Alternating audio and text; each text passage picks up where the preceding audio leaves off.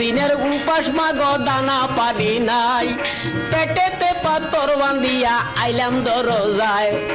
তোমার ঘরে থাকলে কিছু খাইতে গো দেও না, এই কথা শুনিয়া কান্দেন দিনের নবী। দেখলেন ফাতেমা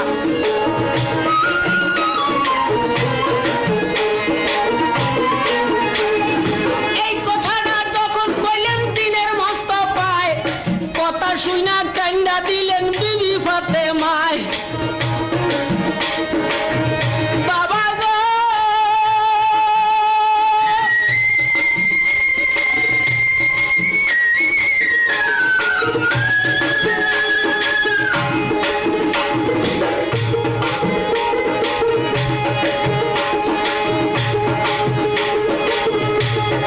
কোথা থেকে দিতাম খানা বলেন চাই আমায়, তামাম মদিনা ঘুইরা